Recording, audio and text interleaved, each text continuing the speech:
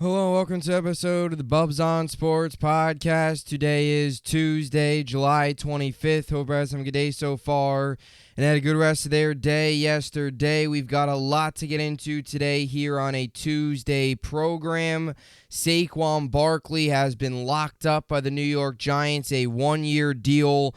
So his contract situation comes to a close as he will now report to training camp today. We'll get to that to start off today's podcast. Obviously, the Giants report the training camp today. Today, the Jets have their first padded practice. We're already getting highlights in today on that. Stay tuned to my In the Trench with Gang Green podcast, that I will have all those news and notes up from today's practice for the New York Jets. So, a lot going on in the New York sports world. We continue to count down the days as we get closer and closer to the start of the NFL season. We got Yankees-Mets tonight, Subway Series Round 2. Tonight and tomorrow, two teams desperately in need of wins. We will see what both those teams can do tonight and tomorrow. Look, even with the two teams struggling, there is still always a lot of excitement around the Subway Series. There is still always a lot of excitement between, going into these two games. They're two very important games for these two teams because both teams are desperately in need of wins. The Mets are 7+ games out of a wild card spot. The Yankees are 2 games out of a wild card spot and 8.5 back in the division. So, especially for the Yankees going into a stretch of games coming up where they'll have 3 against Baltimore, 3 against Tampa, and 4 against Houston, some of the better teams in the American League, they need to win these games to prep themselves and get ready and put themselves in the best position possible going into that series coming up against Baltimore at Camden Yards starting on Friday. So we'll see what we'll get in these 2 games. We'll see if we get anything special, but those are coming up. So topics for today's podcast, we'll obviously start off with a little bit of football, get to Saquon Barkley to open up the show today. We'll also get into a little bit of baseball later on. What do the Mets do at the trade deadline? Do they move on from guys? Do they stay put? Do they buy? Do they sell? What should and what do I think the Mets will do as we are just about a week out from the trade deadline on August 1st? What to expect from Steve Cohen, Billy Epler, and the New York Mets when the trade deadline rolls around and where they currently stand? Is Jeff McNeil available? Pete Alonso? Guys like that. Are they really available? Or are we just saying that? What to expect from the New York Mets? We'll get to that as well later on. We'll get you ready, too, for tonight's Subway Series matchup, Yankees-Mets, Round 2, this time at Yankee Stadium. The two teams split last time. Brandon Tierney, who does a great job at WFAN, put it perfect today. I don't really think either team's good enough to win both games, so I'm going to agree with him. This is probably going to be a series split. I predicted a series split when they met earlier in the season at Citi Field. And I'm predicting that again because I don't think either team's good enough to win both these games. It's probably going to be a split, and we'll look back on this and we'll see this year 4 games between the Yankees and the Mets, 2-2 record apiece. They split, and similar to what they did last year. Mets won both games at Citi Field last year. Yankees won both games at Yankee Stadium last year. So they split last year 2-2. We'll see if they do the same this year coming up tonight and tomorrow. Well, we'll start off today a little bit of football. So obviously the Giants reported a training camp today. The rest of the NFL begins to report. This Sunday, July 30th, is Back Together Sunday. So you get all your coverage from all 30 NFL teams across training camp. Obviously the Jets, the other local team here in the New York area, has been back to practicing now for a couple days. Today is their 5th practice. They had a day off yesterday. Today is their 5th overall practice, but first padded practice. So that's what's going on in the world of the New York Jets. And the Giants, veterans reported today. So they are reported tomorrow, I believe, is the Giants' first practice. Fans will be there. There'll be a lot of fans in attendance. They got open practices as well. So training camp really is fully underway. And for the New York Giants, you went into this training camp with a lot of optimism. You're coming off of a season in which you got to the divisional round last year. You beat the Minnesota Vikings in the wild card round, taking down Kirk Cousins, Justin Jefferson, and the Vikings on the road. You go to Philly, you get crushed. But it was a good year for year 1 of the Brian Daboll, Joe Shane era, because previously they haven't made the playoffs going back to 2016, Ben McAdoo's first year in Green Bay, and there was a lot of terrible years with Pat Shurmur, the late Ben McAdoo years, most recently with Joe Judge. So it was an excellent year 1 for the New York Giants, and you went into year 2 this year with expectations of, hey, the NFC is wide open. The Giants should probably maybe be around a contending playoff team again. I don't know if they'll make the postseason. I think there's talent there definitely to do it. I think health is a big deal because there's a lot of talented guys on this roster that have had issues staying healthy for the New York Giants. But if these guys can stay healthy, you feel good about their chances to get back to the postseason, potentially win another postseason game. And again, once you're in the dance, anything can happen. I'm not saying they're going to win a Super Bowl, but you never know. Once you're in, anything can happen. So we'll see how it all goes. But the one cloud that has been over the New York Giants for this offseason, dating back really to March when they franchise tagged Saquon Barkley and gave Daniel Jones a long-term extension, was the whole Saquon Barkley contract situation. And July 17th was the deadline to get a long-term deal done. They couldn't get a deal done. And we've heard many reports over the last month or two, going back to May, June, when he wasn't at OTAs, wasn't at the voluntary workouts. We've heard rumors that he was going to skip training camp, potentially miss regular season games because he wanted a deal, wanted a new deal from the New York Giants. And all of that happening, the Giants decided to not give him a long-term deal going back to the deadline on July 17th. 8 days later, you get up this morning, and you hear that the New York Giants have reached a new deal, 1 year up to $11 million. And this is a massive, massive win for the New York Giants. I don't know if it's a big win for Saquon Barkley. I wouldn't say that.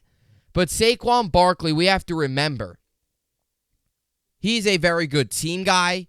He's a very good person. He's a good leader. He wants to win. All of those things are with Saquon Barkley. So to be honest with you, it doesn't necessarily surprise me that Saquon took a deal like this, a little bit more money than the franchise tag, without putting in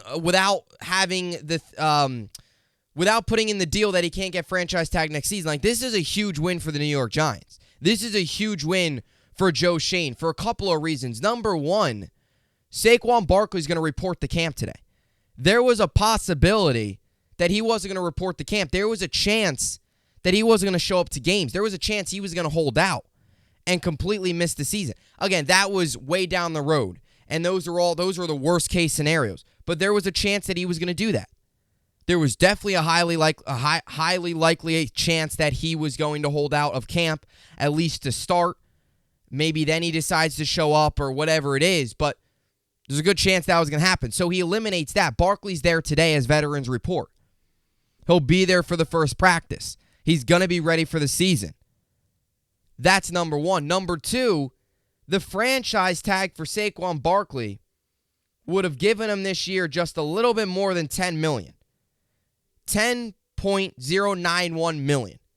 The Giants are giving him $11 million this year. Now, that's not all guaranteed, but that's really what it is. It's $11 million. It's worth up to $11 million this season. And they've got $2 million in incentives. So he can hit different points with incentives, but it's basically the exact similar deal that he got in the franchise tag that he's getting now. So it's not like the Giants gave him this big $14, $15 million deal that made him one of the highest running backs in football, which obviously they didn't want to do right now before the season started. So that's number two. And number three is, I don't know if this is more of a win for the Giants, but more of a questionable thing from Saquon Barkley's side of things, is the Giants can franchise tag Saquon Barkley again next season. So if there isn't anything in this contract where Saquon Barkley can say, hey, you can't put the tag on me next year. It's either long-term deal or I'm out of here. So the Giants can just go through this process again next season if they really wanted to, franchise tag Saquon. Now, again, I don't know if Saquon would be willing to get franchise tagged again and then go ahead and sign another one-year deal. At that point, that's next year. That is way down the road, especially if he goes out there this year and is top 5 in yards again, has another big season. If he's right up there in the league in terms of total yards and touchdowns and where he's been this season, he was really a top 5, top 6 running back in the NFL this season. So this is a big win for the Giants for many of those reasons. They can tag him again.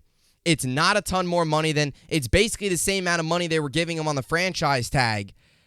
They're giving him now with a little bit more incentives, a little bit more guaranteed, but more incentives based that he can reach a little bit more than what he was getting on the franchise tag. And you get Saquon Barkley, one of your best offensive weapons. He really was the best offensive weapon for the New York Giants. Well, you've got him this year. You don't have to worry about him missing out. You don't have to worry about him sitting out this season. So it's a big win for the Giants, especially with camp starting today. It kind of came out of the middle of nowhere because it was almost like the deal doesn't get done on July 17th, and you're like, okay, what's going to happen with Saquon now?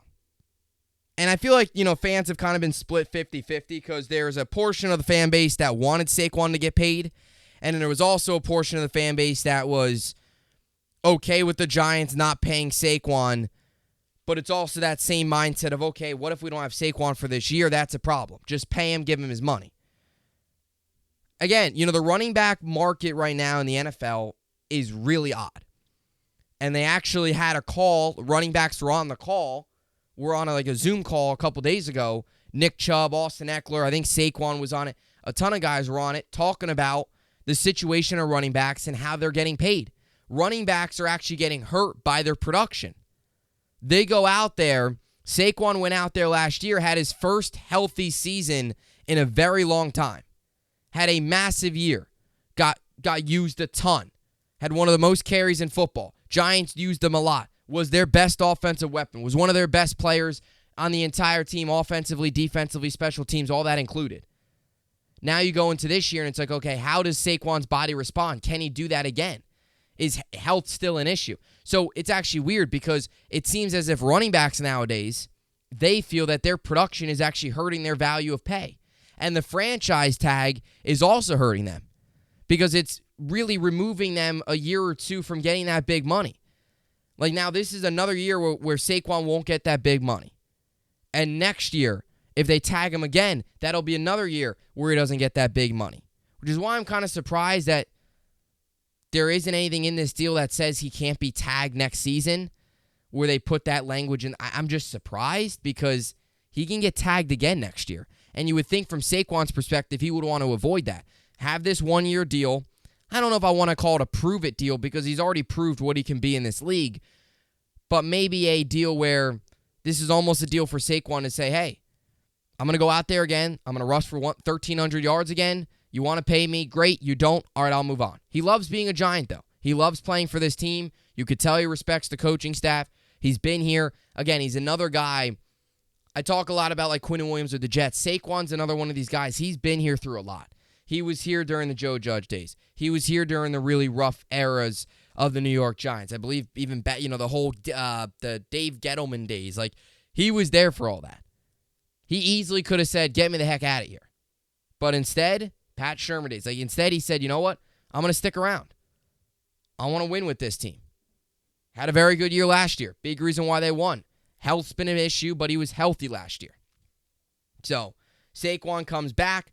Here are some other things with this deal for the Giants. So again, this is one of these things I'm about to read here is from Adam Schefter. So the compensation update. So Saquon Barkley's new one-year deal with the Giants is worth $10.1 million, fully guaranteed.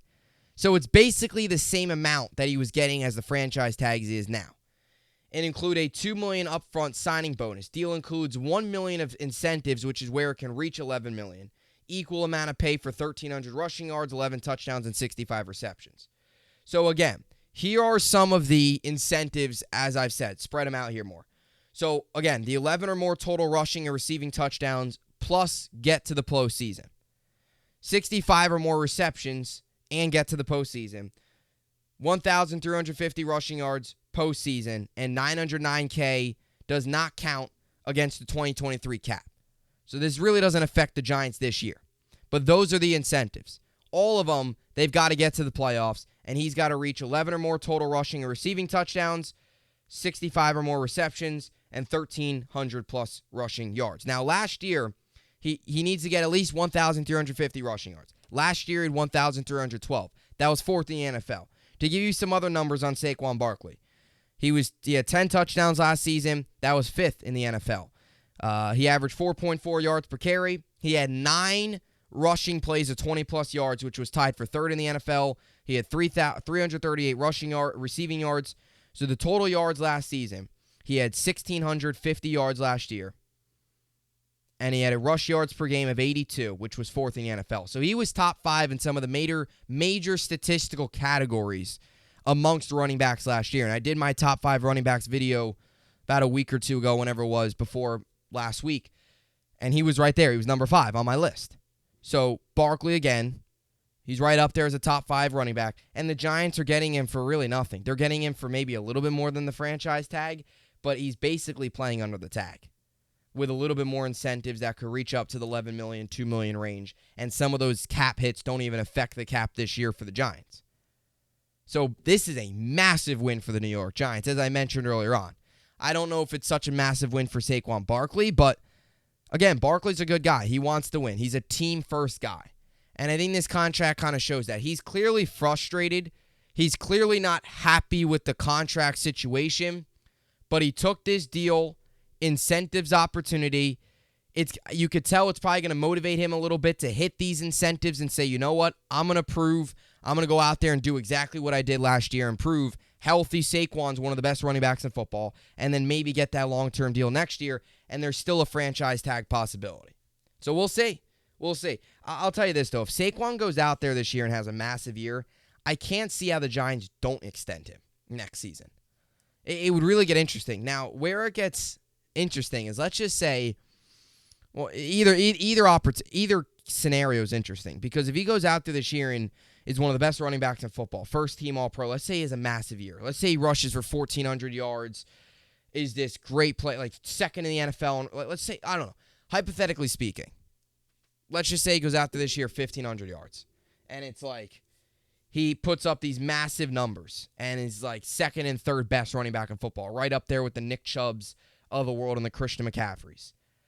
You can't sit here and tell me they're going to tag him again. They would have to give him a long-term deal, and that's where it can get ugly, because you know Saquon's not going to accept another one of these one-year deals if that happens next season. Then you assume Joe Shane and Brian Dable would be forced to give him a long-term deal.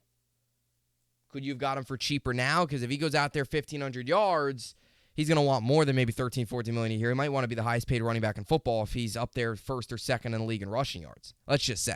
That's hypothetical. Now, if he just gets over 1,000 yards, do you tag him again and then wait it out? It gets interesting after this season. But for the time being, Saquon's a Giant.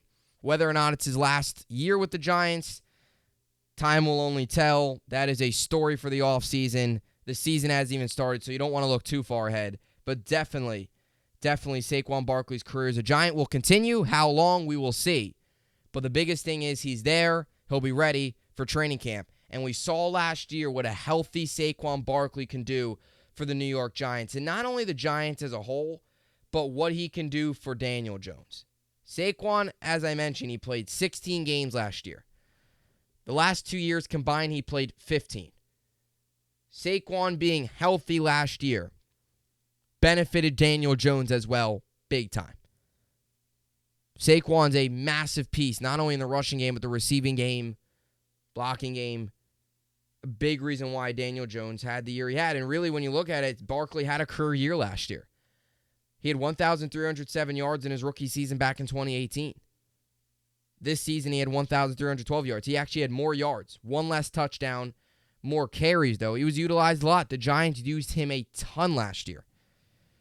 Production, again, seems to hurt him a little bit, like many running backs have been saying, where their production actually hurts them. But we'll see how it all plays out. So, Saquon Barkley back with the New York Giants. Giants fans, comment down below. What are your thoughts on this? This is a big win for the New York Giants. Do you feel this is the end for Barkley? Is this it? Is he going to find a new team in the offseason? Are they going to come to an extension in the offseason?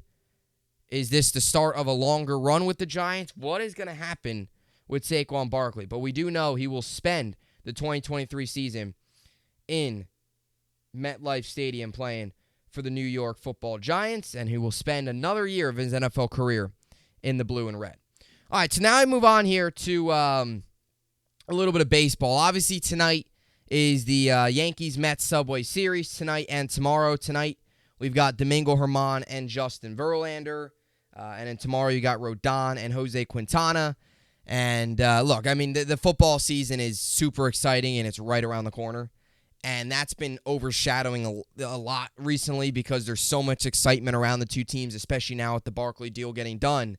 but it's like the baseball season's been really rough. And the Subway Series this year, I still always get excited for it because it's a Subway Series. As a Yankee or a Met fan, you still want to win. You want to win the series. You want to have those bragging rights. But man, oh man, it's been a tough season for both teams. And again, you kind of go into these two games coming up here, big two games for both teams. If you're the Mets, you got to find a way to get back on track. It was a rough series up in Boston. If you're the Yankees, you got to find a way to win at least one game or two games. Find a way to win two games of this series because you don't want to go into that Orioles, Rays, Astros gauntlet of 10 games against those three teams coming up, losing both these games. And coming out of the All-Star break and being 4-7 in your 11 games coming to the All-Star break. It's the last thing you want if you're the New York Yankees. So we'll see how it all plays out tonight. But a big topic of conversation has been on the New York Mets. And we talked a little bit about them yesterday. They are 46-53 on the season, 18.5 games back in the National League East, 4-6 in their last 10, lost to games 2 and game 3 against the Red Sox in Boston. And obviously, they currently sit 7 games out in the National League wildcard race. The teams that are in front of them, the Phillies a half game back, Cubs 5 games back, Padres 6 games back, Mets 7 games back. I don't think the Mets are going to make the playoffs this year. I said that yesterday. I've really said it since the middle of June. I officially declared the New York Mets 2023 season done when they lost that series to the Phillies. When they hit, when Jeff Brigham came in and hit 2 guys and walked a guy, and the Phillies won the game and they lost the series. It was the rubber game of the 3-game set. They lost the series, and that was right in the middle of the June swoon. Didn't win a series in June. That's when I talked about the Mets season being done. But as we get closer to the deadline, things really really are becoming real for the Mets in terms of what are they going to do at the deadline. And when you look at both New York baseball teams in general, as I talked about yesterday, this is the first year in a very long time where you really don't know whether or not to buy, to sell, or to stay put. Because you even go back to last year. We all knew, okay, the Yankees were going to buy. They needed a left fielder. They went out and got Benintendi. Didn't work out, but still. They needed another starting pitcher. They went out and got Frankie Montez. They needed some bullpen help. They got Lou Trevino, got Scott Efros. All of those deals have blown up right in their face. But they went out and they made moves. They bought at the deadline. When you look at the Mets perspective, last season, the very disappointing deadline. Like they went out and got Joely Rodriguez. They got Darren Ruff. Very low, disappointing deadline, but they did buy. They did went out and bring in pieces. They weren't good enough. Daniel Vogelbach, they weren't good enough pieces, but they did bring in pieces. They bought. They didn't sell. They didn't hold. They kind of brought a couple guys in. Didn't work out, but they did buy. In years past, you know when the Mets were going to sell at the deadline or whether they're not going to hold at the deadline. This year, for both the Yankees and the Mets, it's kind of like you don't really know what they're going to do. Yankees perspective, you're probably pretty confident that they're going to buy, but that buying that whole mindset of buying could change within these next 6 games. Like if they lose today against the 2 games here against the Mets, and then they get swept by the Orioles, and they find themselves sitting at 500, it's like, okay, are you really going to buy then? It's kind of really a day-by-day thing right now with the Mets. If the Mets find a way to go on some 5-game heater going into the trade deadline, do you all of a sudden say, you know what? Do we buy them? And the Mets got 6 games coming up against the Yankees and the Nationals. The Nationals are beatable. The Yankees have also been beatable. Mets have been so bad, though. Do they find a way to break out of it? Like, what if the Mets win 5 of their next 6? Do they all of a sudden become buyers? Do they all of a sudden strike within 5 games of the wild card and say, you know what, we're going to go out, we're going to buy, and we're going to try and get in and do everything we can? Do they just go out and sell? What do the New York Mets do? In my opinion, what I think is best for the Mets to do is sell, but not like blow it all up. You don't sell every piece known to man, but you do sell away pieces that can get you prospects, that can get you middle-of-the-line prospects, some pitching prospects, because we've talked about Steve Cohen wanting to build up the farm. And when you look at this Mets bullpen specifically, and really just the team in general, they don't have guys that throw gas. It's a bunch of light throwing guys that just get rocked. And nowadays in the MLB, you got to have a good fastball. Now again, there are some guys in the MLB that have succeeded, but coming out of the bullpen, you need some guys that can put some velocity. 98, 99, 100, light up the gun. The Mets don't have that. So they can get some of those prospects in return, build up the farm, something Steve Cohen's been wanting to do for a very long time because the Wilpons did not even do anything. They invested nothing into the farm system. The Mets, however, under Steve Cohen, will invest into the farm system. Well, we've already seen that. You've seen Francisco Alvarez called up. You've got Vientos. You've got Mauricio.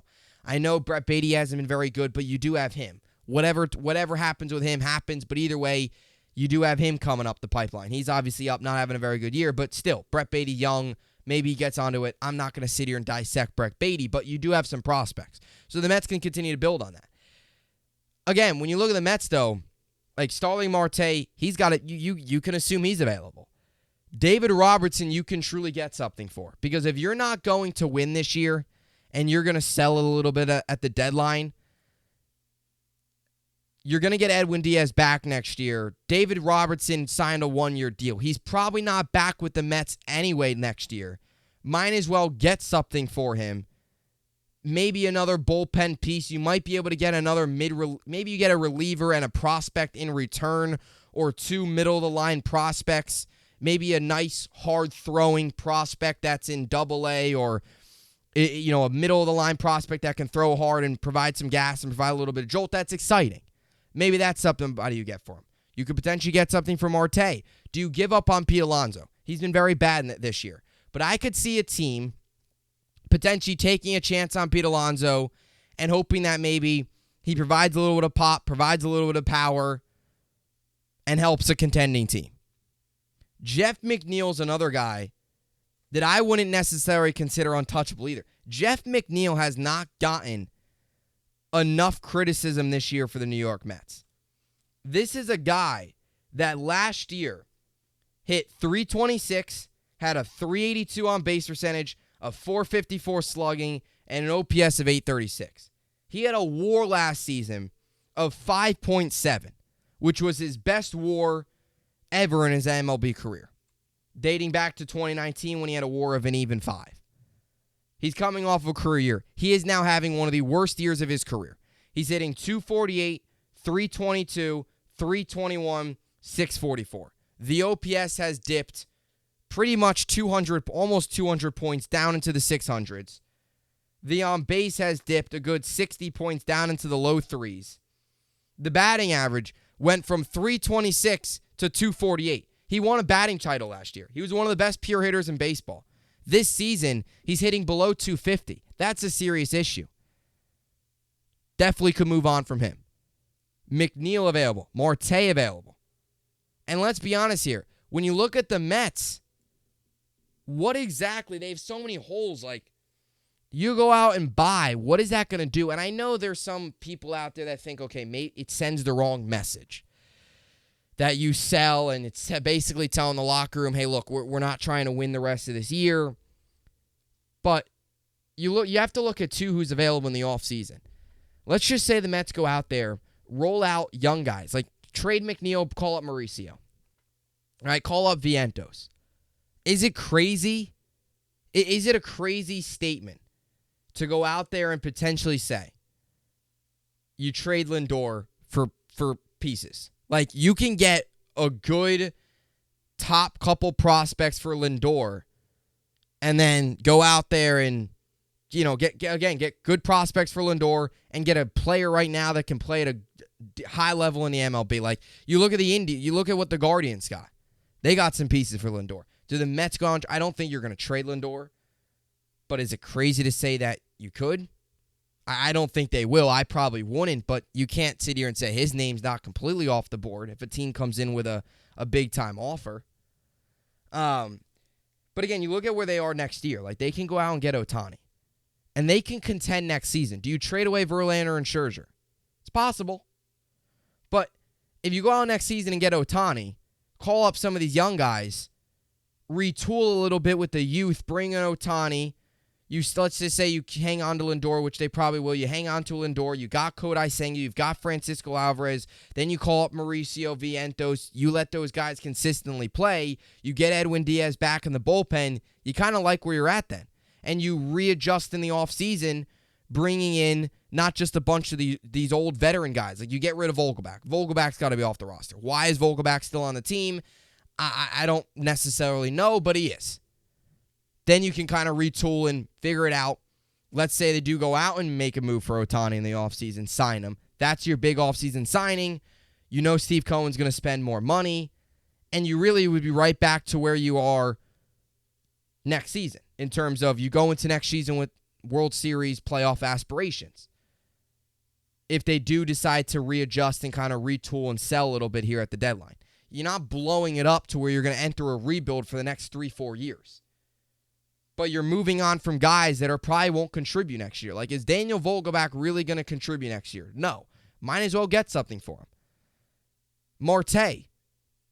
Do you want to keep that contract and move on and roll into next season and think he's going to make some big jump? No, probably not. Move on from him. Eventually, you might have to, if Alonso's probably not going to get paid. I mean, will you have to pay Alonso down the road? Who even knows? But do you move on from Alonso? It's not crazy to think. Navarez could be available. Do you move on from a Scherzer? Guys like that. Again, David Robertson would be one of the bigger names, probably the most you can get for a guy is a guy like a David Robertson. Probably won't play much of a role next season. He's a free agent at the end of the year. You're not going to probably bring him back. Get something for him that can help you next year once you have Edwin Diaz back. A hard-throwing bullpen piece you can get for David Robertson. He's been very good this year. A contending team would definitely take a chance. Hey, we need a reliever. David Robertson would be right out there. He's been doing that the past couple seasons. Saw that last year with the Phillies. He was very good with the Cubs. Phillies took him in the middle at the deadline. You saw it again this year with the Mets. They could go out and trade him. Another team comes in. All right? So we'll see. We'll see how it all ends up playing out. So leave a comment down below. What are your thoughts on the Mets? Do they make a move? Do they make moves? Do they trade away pieces? What do the New York Mets do as we get closer to the 2023 trade deadline for both the Yankees and the Mets? It's just so interesting but whatever's going to happen with both teams. But the drop-off for Jeff McNeil has just been crazy. I mean, this was a guy that was one of the best hitters in baseball last year. Has turned into just a shell of himself. And what does Jeff McNeil do well outside of hitting? Like, when I take that back. When he's not hitting, what does Jeff McNeil do well? Not an A-plus defender. It's not like he provides power. When he's not hitting for contact and hitting for average, he really doesn't provide anything in the lineup because he's not a power hitter. It's not like he can be hitting 230 and still knock in 35 home runs in a season. No, he's got 3 home runs this year. He's not a power guy. He's not this stud defender. It's not like if he's not hitting, he's at least saving runs and making gold glove plays in the field or the outfield or whatever. So it's like, what exactly has he done for this Met team this year? Nothing. Nothing really at all. So, it's just been a train wreck for the Mets. So, Giants fans, leave a comment down below. What are your thoughts on the Saquon Barkley deal? And Mets fans, what do you think the Mets should do at the trade deadline coming up? Sell, buy, stay put, and reassess in the offseason? What do you do if you're the New York Mets, Steve Cohen, and Billy Epler moving forward? So, Subway Series tonight, Domingo Germán, Justin Verlander, Yankee Stadium, 7:05 Eastern. Should be a lot of fun. Looking forward to it. We'll see if either team can break out of their slumps, and we'll see what we get in these upcoming 2 games. So that'll do it for an episode of In the Trench with Gangrene, or I apologize, In the Trench with Gangrene. Another episode of the Bubbs on Sports podcast. Apologize. In the Trench with Gangrene is my Jets podcast. I will have 2 podcasts coming up today. I'll have my Training Camp Day 5 podcast, the first padded practice, so I'll have that coming up. I'll also have my first player preview episode every Monday, Wednesday, Friday leading up into the NFL season. I will take a player from the offense for the Jets and a player from the defense, and we'll preview what to expect from them this season. However, this week it'll be Tuesday, Wednesday, Friday, but starting next week, it'll be your normal Monday, Wednesday, Friday episode. So stay tuned for that. We'll have a lot of content coming up on the Jets channel And obviously a lot more content coming up as well on here. Might have a couple live streams coming up here, maybe tomorrow, couple days here moving forward. We'll also incorporate some live streams. So stay tuned. A lot more content coming your way on all my podcasts, this one, Yankees, and my Jets podcast as well. I will see you all back here tomorrow. As always, hope you enjoyed it, and thanks for watching.